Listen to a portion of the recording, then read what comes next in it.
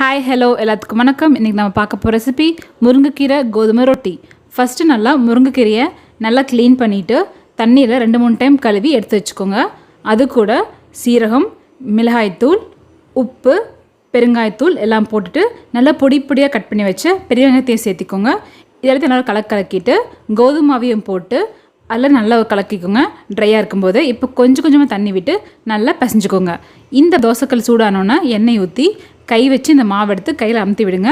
கையில் மாவு ஒட்டாமல் இருக்கிறதுக்காக கொஞ்சமாக தண்ணி தொட்டுக்கலாம். இப்போ நல்லா அமுத்தி விட்டுட்டு நல்லா வேகட்டும். இதுக்கு மேலே கொஞ்சமாக எண்ணெய் விட்டுக்கோங்க. கொஞ்ச நேரம் கழித்து இதை அப்படியே ஃப்ளிப் பண்ணி போட்டு இன்னொரு பக்கமும் எண்ணெய் விட்டு நல்லா எண்ணெய் எல்லா பக்கம் ஈவனாக ஸ்ப்ரெட் ஆகிற மாதிரி ஃபுல்லாக தேய்ச்சி விடுங்க.